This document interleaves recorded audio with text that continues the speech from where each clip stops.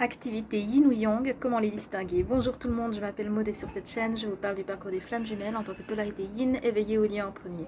Donc j'avais envie de revenir un peu sur les notions de yin et de yang en termes d'activité parce que pour les personnes qui ont réussi à diagnostiquer leur polarité et qui choisissent de faire une compensation active, ça va se faire en fait à travers, donc c'est juste une méthode de travail parmi d'autres, hein, mais donc ça peut se faire à travers le choix d'activités qui serait plutôt de la polarité qu'on essaye de développer.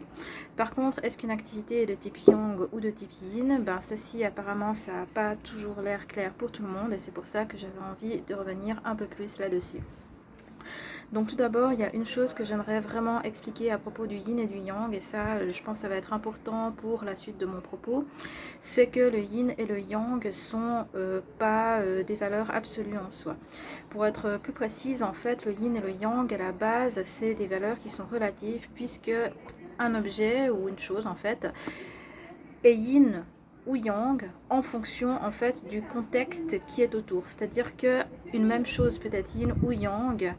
En fait, une chose est définie comme étant yin ou yang par rapport à une autre chose. Donc selon le contexte qui l'entoure, un même élément peut être soit yin, soit yang. Pour donner un exemple, donc moi j'aime bien donner cet exemple en fait qui est tiré du Feng Shui puisque j'ai lu quelques livres sur le Feng Shui. Donc en Feng Shui, on dit qu'une maison, elle est yin par rapport à un immeuble, mais qu'elle est yang par rapport à un cabanon de jardin. Donc dans cet exemple, on comprend bien que la maison, de par sa nature, elle est ni yin ni yang, mais qu'en fait, elle est soit l'une, soit l'autre, en fonction de l'environnement dans lequel elle se situe. Et cette notion de relativité, on va la trouver en fait dans un peu toutes les activités qu'on essaie de faire pour faire sa compensation. Donc après, pour le rappeler quand même dans les grandes lignes, le yin, ça va être plutôt ce qui est lié à l'amusement, à la spontanéité, à la créativité et aussi à l'aérien et au souple. Alors que le yang, ça va être tout ce qui est entre guillemets contraint, c'est-à-dire obligatoire, tout ce qui est lié en fait au fait de remplir ses responsabilités ou ses obligations. Sinon, ça va être le fait d'accomplir matériellement quelque chose dans la matière, ça va être justement tout ce qui est matériel ou volumineux, ou tout ce qui est rigide. Donc tout ça, ça va être plutôt yang, tout ce qui est structuré aussi. Pour donner toujours encore des exemples tirés du Feng Shui, tout ce qui est forme géométrique comme un carré ou un cercle, c'est considéré comme étant yang, alors que tout ce qui est des contours un peu souples, sans forme définie, ce sera plutôt yin, etc., etc. Donc tout ça pour dire que si on voulait rester simpliste, on pourrait, parce que le yin c'est tout ce qui est lié à l'amusement, le yang c'est tout ce qui est lié aux obligations, si on voulait être simpliste, on pourrait dire que tout ce qui est du travail c'est du yang et que tout ce qui est du loisir ce serait du yin. C'est pas tout à fait exact puisque même dans son travail c'est possible de, entre guillemets, de yin-guiser les tâches alors que dans les loisirs c'est aussi possible de rendre ses loisirs un peu plus yang. Donc pour donner des exemples que j'utilise pour ma part, comment est-ce que j'introduis du yin dans mon travail? Ça va être en faisant des petites choses qui m'amusent. Par exemple, je travaille jamais avec les calendriers qui sont donnés par l'administration. Soit j'achète mes calendriers moi-même avec les formes qui me plaisent, soit si je choisis quand même de prendre un calendrier de l'administration, je vais le décorer en mettant des petites images, des autocollants dessus, parce que ça amuse mon enfant intérieur et que ça me fait plaisir. Ou alors je peux aussi choisir de travailler avec des post-it en forme de cœur ou d'utiliser un stylo avec des paillettes pour écrire les titres, parce que sinon si on écrit tout avec des paillettes ça vide très vite le stylo. Mais bref, voilà, comment est-ce qu'on peut rendre les choses un peu plus drôles au travail? Ça va être par un ensemble de petites choses sur lesquelles on a la liberté d'agir bien sûr, et à travers lesquelles on va vraiment se faire plaisir. Donc comment est-ce que maintenant c'est possible d'apporter du yang dans ses loisirs?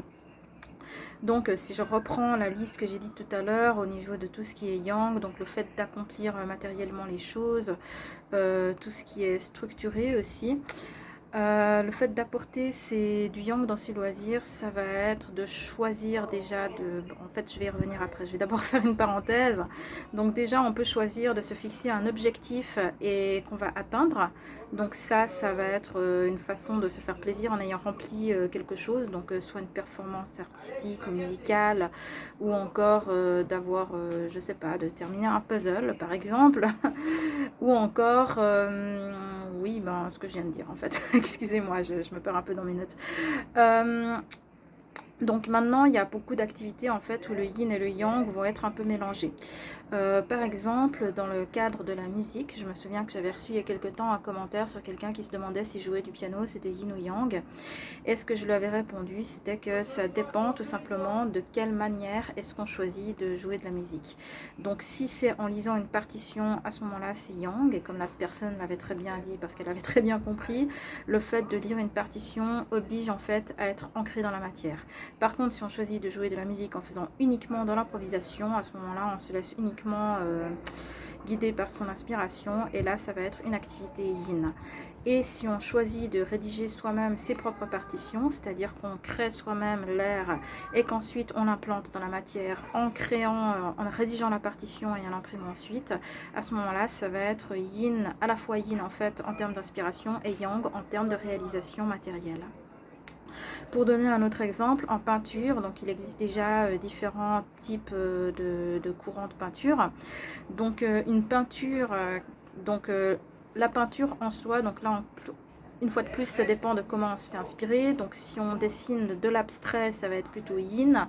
Si on décide de faire du figuratif, ça va être plutôt yang. Après, c'est aussi possible de faire du figuratif en partant d'aucun modèle, ce qui va être plutôt yin. Alors que si on choisit de recopier un modèle et de travailler les volumes et les structures et de faire les formes géométriques, là, ça va être plutôt du yang.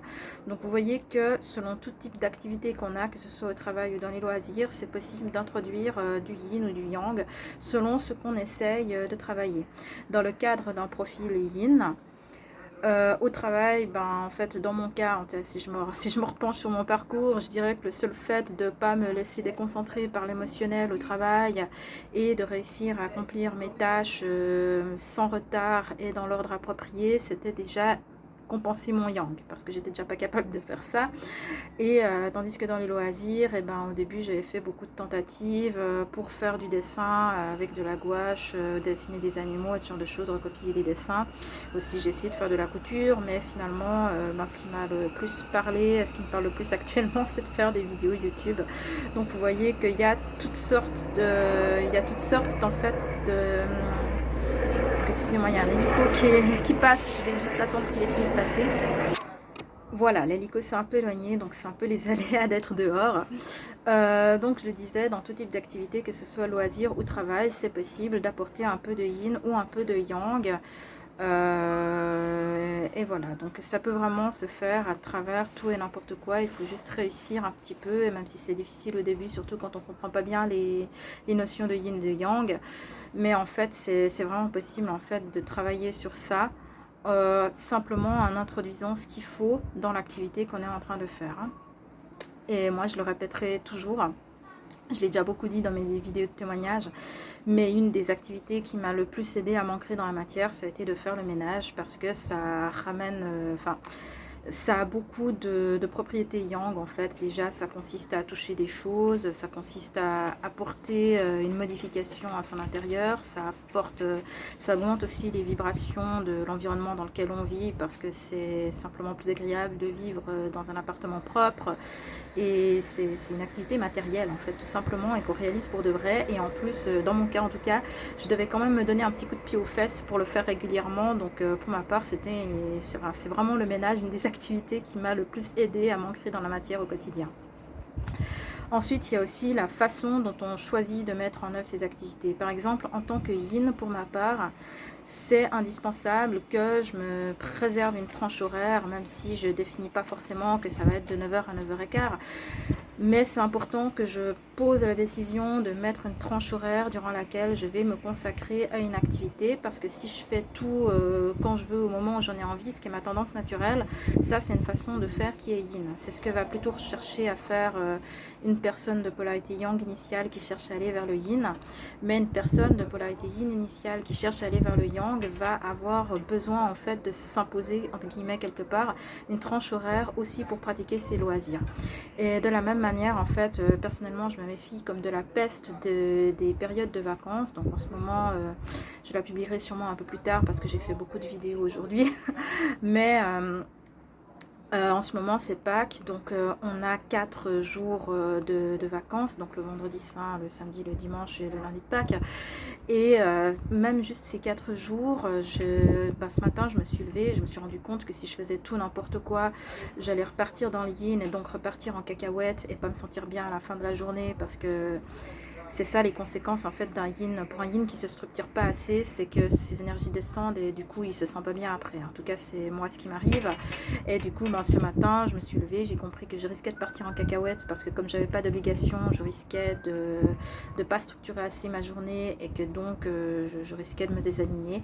Et la première chose que j'ai faite du coup en me levant ce matin, ça a été une liste d'activités potentielles que je pouvais faire pour ne pas rester inactive, parce que sinon je serais restée sur mon canapé à être improductive toute la journée et je me serais couchée ce soir en me disant que j'ai rien foutu de la journée alors que j'avais du temps et j'aurais pas été contente de moi. Alors que là, j'ai tourné plusieurs vidéos YouTube, j'ai probablement allé monter un meuble tout à l'heure, j'ai envie de faire un gâteau aussi d'ici ce soir.